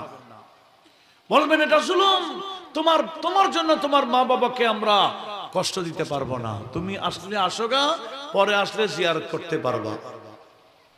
তোমার জানাজা পড়া এটা তোমার জন্য ফরজে আইন নয়। কষ্ট পাচ্ছেন নাকি? এগুলো বলার দরকার আছে না? একদিন গেলে ফ্রিজের গাড়ি নিয়ে আসে, সেই জায়গায় আল্লাহর নবী সাল্লাল্লাহু আলাইহি ওয়াসাল্লাম কয়দিন দাঁড়াইছিলেন?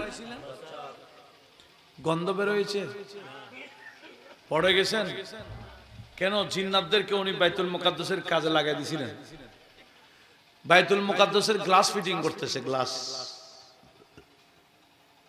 গ্লাস জিন্নাতদেরকে কাজ দিতে হয়, কাজে ব্যস্ত রাখতে হয়।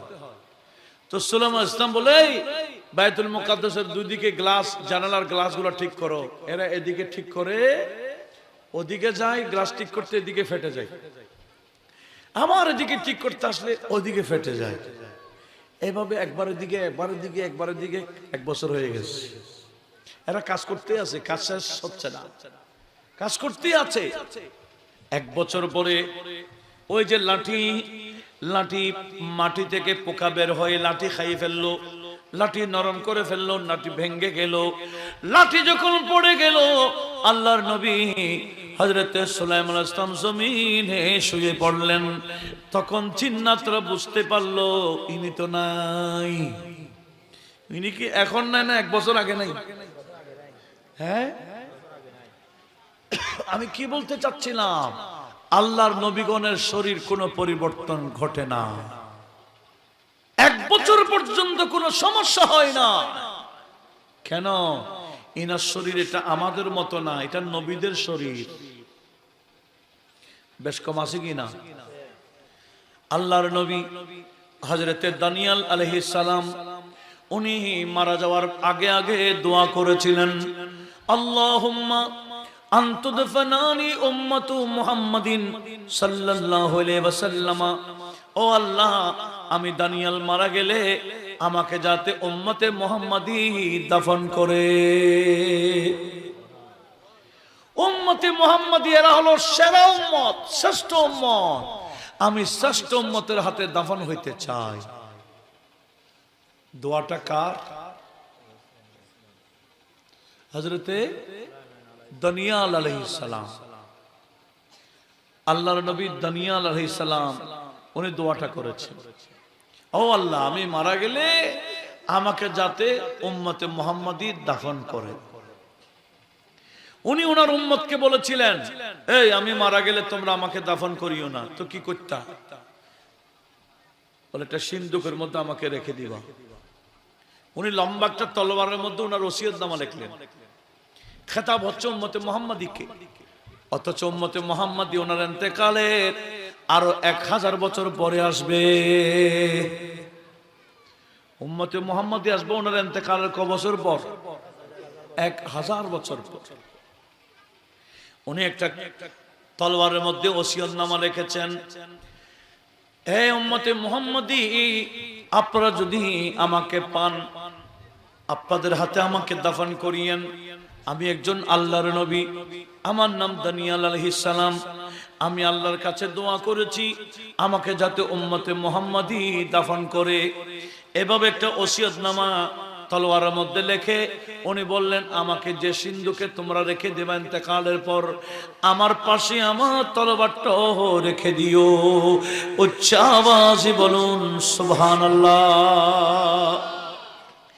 এদিকে ফারুক আজমের জামানায় একটার পর একটা ইসলামী হুকুমত আসতে যাচ্ছে, একটার পর একটা দেশ ইসলাম ধর্মের আয়ত্তে চলে আসছে। সাম্রাজ্যের একটা এলাকা ছিল, ওই এলাকাতে ইসলামী পতাকা উত্থীন হয়ে গেল। হযরত আবু মুসা আশআরী সেনাপতি ছিলেন, নবীজির সাহাবী। ওনার নেতৃত্বে ওই এলাকার দখল হয়ে গেল মুসলমানদের।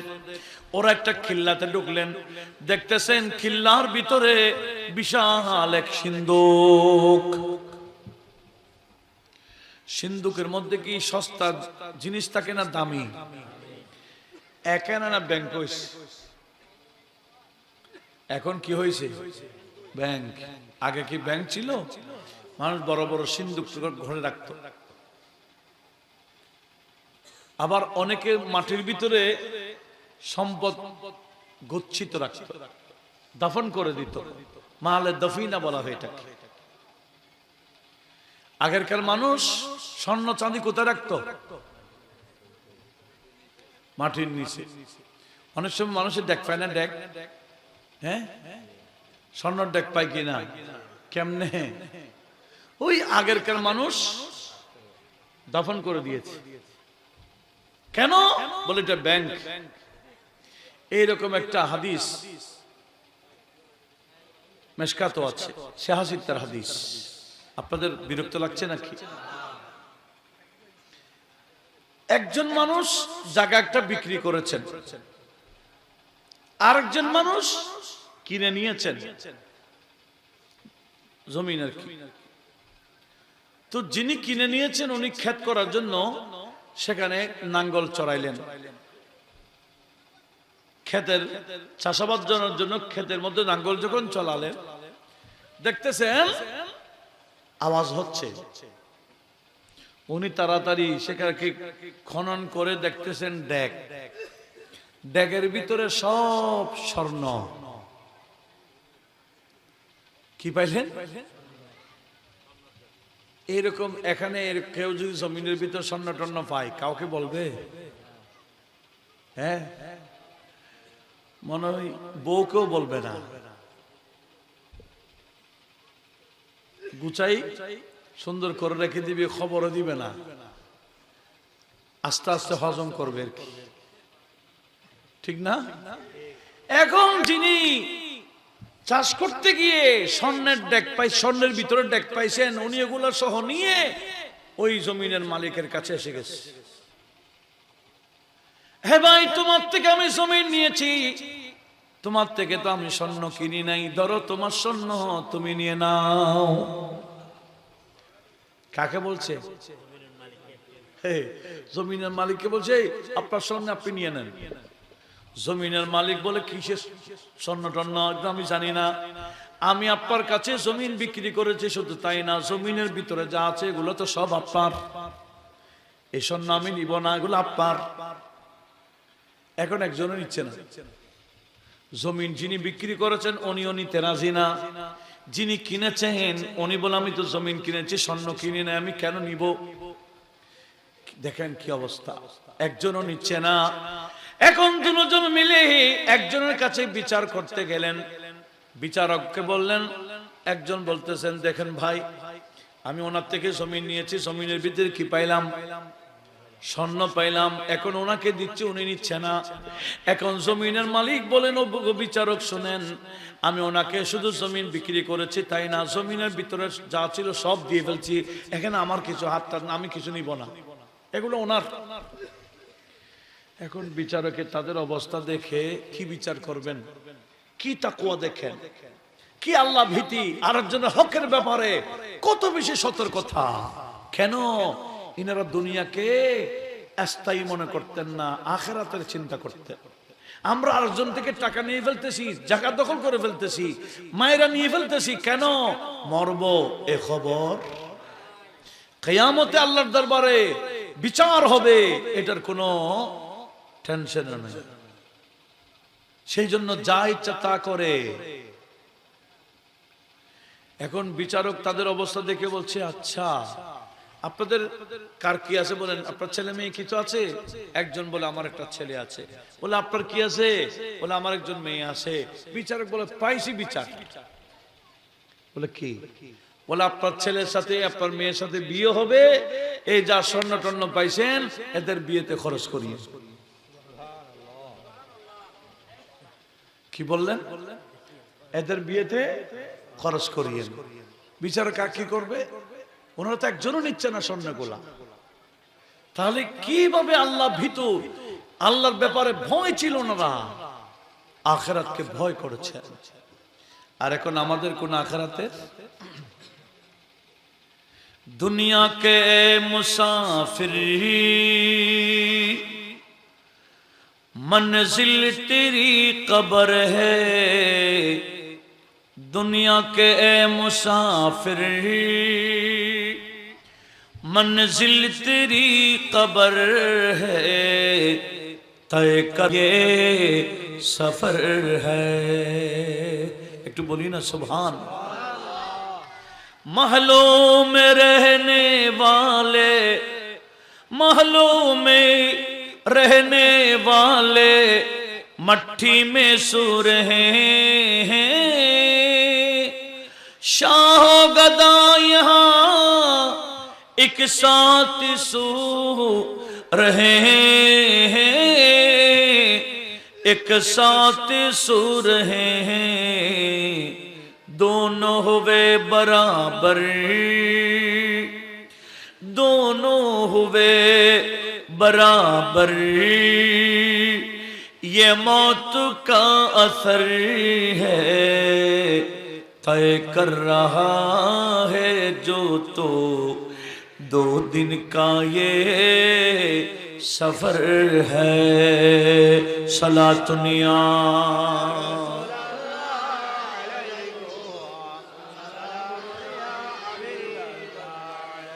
आंखों से तूने अपनी कितने जनाजे देखे। कवि बोलছে তোমার এই চোখ দিয়ে কয়টা জানাজা দেখেছো? হিসাব করছি কখনো? না, হিসাব করি না। বলে তোমার হাত দিয়ে কয়টাকে কবরস্থ করেছো? বলে তাও গনি নাই। বলে আরেকজনকে ঢুকাচ্ছ, শুধু নিজেকে ঢুকানো হবে একদিন না একদিন, এটার খবর নাই কেন? आंखों से तूने अपनी कितने जनाजे देखे, हाथों से तूने अपनी दफनाए कितने मुर्दे, दफनाए कितने मुर्दे, अंजाम से तूने अपनी, अंजाम से तूने अपनी क्यों इतना बेखबर है, अंजाम से तूने अपनी क्यों इतना बेखबर है, तय कर रहा है जो तो दो दिन का ये सफर है। सलातुनिया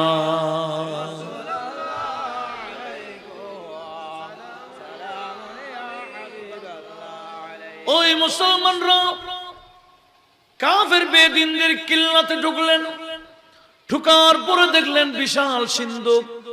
খুশি হয়ে গেলেন, নিশ্চয় অনেক গনিমতের মাল পেয়ে গেছি।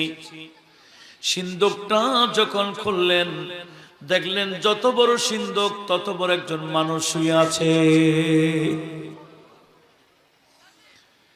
ওই সিন্ধুকের ভিতরে কি মানুষ, অনেক সুন্দর একজন মানুষ। দেখলেন ওই মানুষের পাশে একটা তলোয়ার দেখা যায়। হযরত আবু মুসা আশআরী তলোয়ারটি নিয়ে পড়লেন, দেখতেছেন এটা ওসিয়তনামা। বলতেছেন, ওগো উম্মতে মুহাম্মাদি, আমি একজন আল্লাহর নবী হযরত দানিয়াল আলাইহিস সালাম, আপনারা কেউ আমাকে পেলে আপনাদের হাতে আমাকে দফন করবেন, এটা আমার বড় আশা। হযরত দানিয়াল আলাইহিস সালাম অথচ মারা গেলেন 1000 বছর আগে, আর দফন হচ্ছে 1000 বছর পরে, কিন্তু ওনার শরীরের মধ্যে কোনো পরিবর্তন আসে না।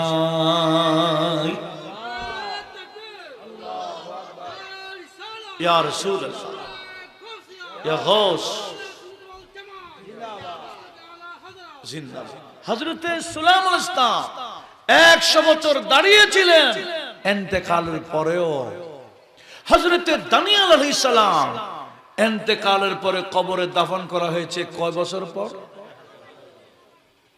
আল্লাহর নবী হযরত ইউসুফ আলাইহিস সালাম একজন ছিলেন কিনা? ইউসুফ আলাইহিস সালাম, যার কাহিনীকে কোরআন শরীফে আহসানুল কাসাস বলেছেন, বড় সুন্দর কাহিনী বলেছেন। সূরা ইউসুফের 101 নম্বর আয়াত। এই আয়াতের লাস্টে গিয়ে হযরত ইউসুফ আলাইহিস সালামের দোয়া আল্লাহ নোট করেছেন কোরআন শরীফে। উনি আল্লাহর কাছে ফরিয়াদ করেছিলেন, ওয়ালহিকনি বিস-সালিহিন। ও আল্লাহ, আমি মারা গেলে আমাকে আমার বাপ দাদার সাথে কবর দেওয়ার ব্যবস্থা করে দিও। উনি মারা যাওয়ার পরে দাফন হতে চান ওনার বাবার কবরে, দাদার কবরের পাশে। কিন্তু উনি যখন মারা গেলেন, উনি তো যদিও বা মিশরের বাদশা ছিলেন, খাদ্যমন্ত্রীর দায়িত্ব পালন করেছিলেন, ইন্তেকালের বহুদিন আগ থেকে সবগুলা ছেড়ে নদীর পাড়ে বসে বসে ইবাদত করতেন। জোরে বলুন সুবহানাল্লাহ।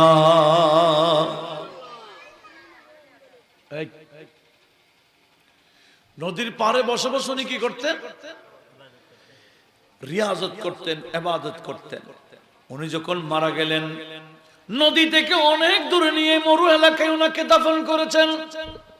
অথচ নদীর পাড়ে উনি ইবাদত করতে করতে নদীর অন্তরে, নদীর একটা অন্তর আছে, হযরত ইউসুফ আলাইহিস সালামের প্রেম সৃষ্টি হয়ে গেল। এখন ওনাকে দাফন করেছে অনেক দূরে। এবার নদীটা ভাঙতে ভাঙতে ইউসুফ আলাইহিস সালামের মাজারের পাশে গিয়ে স্টপ হয়ে যায়। নদীও আল্লাহর নবী চিনে কিনা? নদী থেকে অনেক দূর ওনাকে দাফন করেছে। নদীটা ভাঙতে ভাঙতে কোথায়? ওনার মাজারের পাশে, আর ভাঙে না। এতদিন ইবাদত করেছিল নদীর পাড়ে, এবং ইউসুফ আলাইহিস সালামের মাজারের পাশে নদী পৌঁছে গেছে। আমাদের দেশে অনেক ভাইরা বলে দুনিয়ার রোডের সামনে সব মাজার, রোডের পাশে সব মাজার বলে। আরে ভাই নয়, মাজারের কাছে রুট যাইছে, ঠিক কিনা? মাজারের পাশ দিয়ে কি যায়? যখন মাজার হয়েছিল রুট ছিল না, অনাবাদি ছিল। এই মাজারের কারণে আবাদ হয়েছে। কথা বলুন ঠিক কিনা? জমিনে শীত নিলে শীত আছে না জায়গা জমিনে, অনেক সময় খাল থাকে, নদী থাকে, শীতের মধ্যে দেখা যাচ্ছে নদী এই জায়গায়, কিন্তু বর্তমানে নদী অনেক দূরে। এরকম আছে না? অনেক আছে। এখন নদী গেছে গে কোথায়? ইউসুফ আলাইহিস সালামের মাজারের পাশে। এইদিকে যারা ক্ষেত কামার করত, এরা এখন নদী নাই, নদী পাচ্ছে না। ওই এলাকা তো মোর এলাকা, ক্ষেত কামার কিছু হইতো না। এখন নদী ওদিকে গেছে গা, ওই এলাকার মানুষের জন্য নিয়ামত হয়ে গেল, ক্ষেত খামার করতেছে। এদিকে মরু এলাকা হয়ে গেল। 1 বছর পরে ওই এলাকার মানুষ বুঝে গেছে যে ইউসুফ আলাইহিস সালামের কারণে নদী ওদিকে গেছে। ওই এলাকার মানুষের কাছে গিয়ে বলে, ভাইরা, ইউসুফ আলাইহিস সালামকে এদিকে দাফন করার কারণে নদী এদিকে চলে আসছে। 1 বছর হয়ে গেল, তোমরা তো ভালো নিয়ামত পেয়েছো, এবার 1 বছর আমরা ইউসুফ আলাইহিস সালামকে আমাদের ওদিকে নিয়ে যাব। আমরা আশাবাদী ওদিকে দাফন করলে নদীও সেদিকে যাবে। 1 বছর আমাদের ওদিকে থাক, তার এর পরের বছর তোমরা নিও। ঠিক এই ইউসুফ আলাইহিস সালামকে ওদিক থেকে উঠাইয়া যখন এনাদের এলাকায় দাফন করেছে, এবার নদী ভাঙতে ভাঙতে ভাঙতে ভাঙতে এদিকে এসে গেল, মাজারের পাশে গিয়ে স্টপ হয়ে যায়। 1 বছর এদিকে আর বছর এদিকে। হেরা নিজেরা বলছে, আমরা তো বেশি ভুল করতেছি, আল্লাহর একজন নবীকে বেশি কষ্ট দিচ্ছি। তো একটা কাজ করি, বলে কি? বলে তোমরা এবং আমাদের মধ্যখানে যখন নদীটা আসবে, আমরা মরমর গাছের সিন্দুক বানাবো, যাতে পানিয়ে না খাই, পানি ভিতরে না ঢুকে। আমরা সিন্দুকের মধ্যে হযরত ইউসুফ আলাইহিস সালামকে রাখবো আর শিকল দিয়ে টানা দিব মধ্যখানে রেখে, তখন নদী ডানাও যাবে না, বামেও যাবে না। এই সিদ্ধান্ত হয়ে গেল। এরা মরমর গাছের সিন্দুক বানালেন, খুব দামি গাছ। এই সিন্দুক বানাইয়া ইউসুফ আলাইহিস সালামকে সেখানে রেখে বিশাল বিশাল শিকল দিয়ে টানা দিলেন দুই দিক থেকে। নদীর মধ্যখানে কি? নদীর মধ্যখানে ইউসুফ আলাইহিস সালামকে রাখা হলো। একটু জোরে বলুন না সুবহানাল্লাহ। এবার নদী ডানেও যায় না, বামও যায় না, নদী নড়াচড়া করে না। এইভাবে 400 বছর ছিল। সুবহানাল্লাহ বলেন। ক বছর? 400 বছর হয়ে গেল। আর এদিকে হযরতে মিশরের মধ্যে ইউসুফ আলাইহিস সালাম পরে অনেক 400 বছর পরে হযরতে মূসা আলাইহিস সালাম এর নবুয়ত কাল চলছে, রিসালাতের কাজ চলছে। আল্লাহর নবী হযরতে মূসা কালিমুল্লাহ তুর পাহাড়ে গেলেন আল্লাহর সাথে কথা বলতে। আমার আল্লাহ মূসা আলাইহিস সালামকে বললেন, এই আমার মূসা, আপনার পূর্বপুরুষ হযরতে ইউসুফ আলাইহিস সালামকে তো নীল নদীর মধ্যখানে এরা দাফনের মতো করে ফেলেছে, কিন্তু উনি আমার কাছে দোয়া করেছেন, ওয়ালহিকনি বিসসালিহিন, আমাকে সালেহিন বান্দাদের পাশে দাফন করিও। এই আমার ইউসুফ, আমার মূসা, আপনি যান ইউসুফ আলাইহিস সালামকে উদ্ধার করে পানির থেকে উঠাইয়া, ওনার বাপদাদার মাজার হলো বাইতুল মুকাদ্দাস। ওনার বাবা ইয়াকুব আলাইহিস সালাম, ওনার দাদা ইসহাক আলাইহিস সালাম, ওনার পরদাদা ইব্রাহিম আলাইহিস সালাম, ওনারা সবাই বাইতুল মুকাদ্দাসের পাশে। আপনি মূসা আলাইহিস সালাম ইউসুফ আলাইহিস সালামকে উদ্ধার করে ওই জায়গায় দাফনের ব্যবস্থা করেন। দেখেন ক বছর পর? 400 বছর। এখন আল্লাহর হুকুম, মূসা আলাইহিস সালাম এসে নীল নদীর পারে ঘুরতেছে। অনেক চেষ্টা করলেন কোন জায়গায় সিন্দুকটা আছে, পাওয়া যাচ্ছে না, বোঝা যাচ্ছে না। উনি ঘুরতে ঘুরতে হয়রান হয়রান হয়ে গেলেন, কোন জায়গায় সিন্দুকটা আছে এটার সন্ধান পাচ্ছেন না। ইউসুফ আলাইহিস সালামকে ওনাকে কোথায় রাখছেন, মূসা আলাইহিস সালাম হয়রান হয়ে গেলেন, পাচ্ছেন না। তো ওনার উম্মতকে বলছেন, এই এলাকার মধ্যে খবর নাও তো 400 বছর আগের কোন মানুষ আসেনি, কারণ ওনাকে পানিতে রাখা হয়েছে ক বছর হয়ে গেছে? 400 বছর আগের মানুষ হলে জানবো। কোথায় সন্ধান পাও কিনা দেখো 400 বছর আগের মানুষ। এখন কি 400 বছর আছে? হ্যাঁ, এখন তো 400 থেকে একটা জিরো কম গেলে হয় খবর আছে। 400 থেকে একটু জিরো কমে গেলে কত হয়? হ্যাঁ, 40 হওয়া অনেক কঠিন।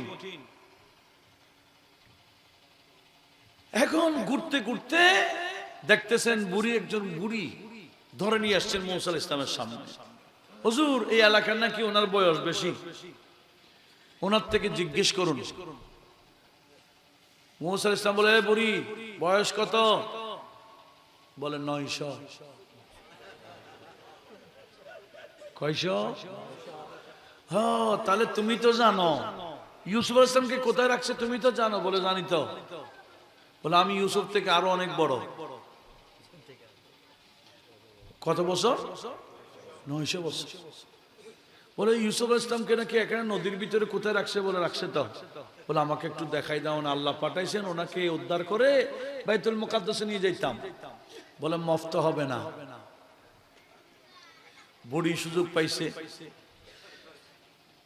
বুড়িয়ে বলে আমার দুইটা কন্ডিশন আছে, এই কন্ডিশন মেনে নিলে আমি দেখাই দিতে পারি। বলে কি কন্ডিশন? বুড়ি বলে আমার বয়স 900 বছর চলে, আরো 900 বছরের ব্যবস্থা করে দিতে পারলে আমি দেখাই দিব। আর একটা হলো আপনি মুসা কালিমুল্লাহ যে জান্নাতে যাবেন, আমাকেও সে জান্নাতে নিয়ে যাইতে হবে। কন্ডিশন কি নরমাল? একদিন আমার নবীজি ওই হুনাইনের যুদ্ধের মালে গনিমত বন্টন করছেন। হুনাইনের যুদ্ধে এগুলা হাকিম নেশাপুরী মুস্তাদলিক হাকিমে নোট করেছেন, ইমাম তাবরানী মুআজ্জামুল আওসাতে নোট করেছেন, এমনকি আল্লামা সুয়ুতী দুররে মনসুরের মধ্যে একাধিক হাদিস বর্ণনা করেছেন। গনিমতের মাল বন্টন করছে, যে একজন সাহাবী বলছে, হুজুর আমাকে 80টা ছাগল দিতে হবে, ছাগল চড়াইয়া রাখাল দিতে হবে, এই দিতে হবে, সেই দিতে হবে। ওই সাহাবী বলতেছে, তখন নবীজি বলছেন, এই দেখো দেখো এই মানুষটা ইউসুফ আলাইহিস সালামের বুড়ির মতো করতেছে। কার মতো? মানে উনি এটা রাখবো ওইটা রাখবো বলছে না। ইউসুফ আলাইহিস সালামের বুড়ি কি করেছেন? কয় বছর বলছে? এখন আল্লাহ পাক সুবহানাহু ওয়া তাআলার কাছে ডাক দিলেন, মুসা কালিমা খোদা তুমি পাঠাইলা তোমার বন্ধুর এই লাশটাকে উদ্ধার করে বাইতুল মুকাদ্দাসে দাফন করতাম। এই বুড়ি জানে, আমাকে বলে না। বুড়ি তো দুইটা কন্ডিশন দিয়েছেন, এখন কি করি? আল্লাহ বলে ঠিক আছে মঞ্জুর, বলে দেন। কি বল মঞ্জুর? কয়দিন হায়াত? আর 900 বছর বাঁচবে। আর যাবে কার সাথে? এইরকম আমার আল্লাহ ওহী দিতে না দিতে হঠাৎ করে দেখলেন বুড়ি বুড়ি নাই, 33 বছরের যুবতী হয়ে গেছে। এখন তো বুড়ি বুঝে ফেলছেন ওনার হায়াত বাড়ে গেছে। বুড়ি আর নাই, 900 বছর থেকে 33 বছর এসে গেছে। এখন বুড়ি খুশি, বলে আসেন এখন দেখাই দিব। বৃত্ত অঙ্কন করলেন নদীর পারে, বলে এখানে খনন করেন, গভীর খনন করলে শিকল দেখবেন। এদিকে শিকল দেখলে ঠিক ওই বরাবর ওদিকে খনন করলে শিকল পাবেন। দুই দিক থেকে শিকল টান দিলে একটা সিন্দুক বের হবে। ওই সিন্দুকের ভিতরে আল্লাহর নবী ইউসুফ আলাইহিস সালামকে পেয়ে যাবেন। উচ্চ আওয়াজে বলুন সুবহানাল্লাহ। ঠিক এই অনেক গভীর খনন করতে করতে গভীরে যখন গেলেন, দেখলেন মোটা শিকল পেয়ে গেলেন। শিকলটা উদ্ধার করলেন, ওদিকেও শিকল অনেক গভীরে করে শিকল দুই দিক থেকে যখন টান দিল, ওই সিন্দুক যখন বেরিয়ে আসলেন, হযরতে মূসা আলাইহিস সালাম ওই সিন্দুকটা খুললেন। কয় বছর পর? 400 বছর পরে সিন্দুক খুললেন।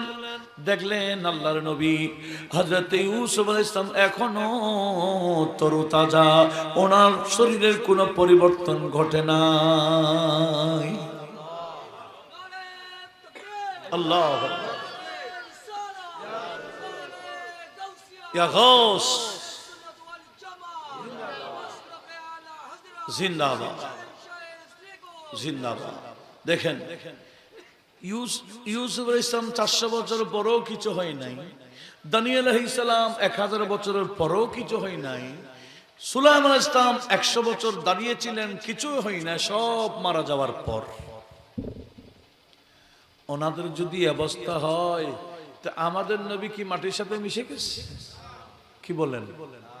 আমাদের নবী কি অন্যান্য নবীদের মতো? আলা হযরত কি বলেছেন? खल्क से औलिया, औलिया से रसूल। একটু বলি না মারহাবা। বলে আমরা সাধারণ মানুষ, সাধারণ সে আরো সেরা হলো ওলিরা, ওলির থেকে আরো উচ্চ নবী রাসূলগণ, আর নবী রাসূলদের মধ্যে উপরে আরো শ্রেষ্ঠ হলেন আমাদের নবী। खल्क से औलिया, औलिया से रसूल, और रसूलों से आला हमारा नबी सबसे आला हमारा नबी सबसे बाला।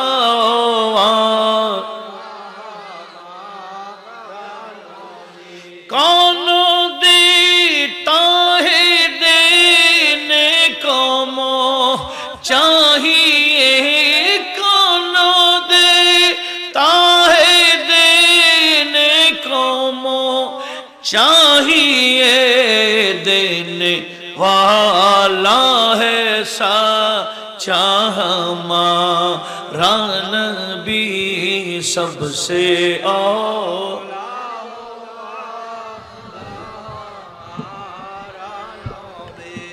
सबसे बाला।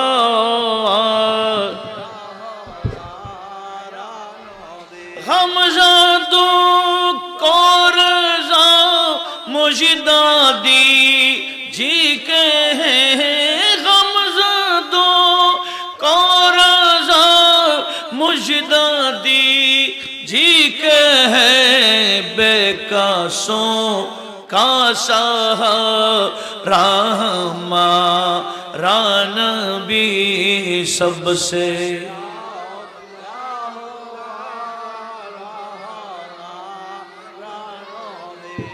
सबसे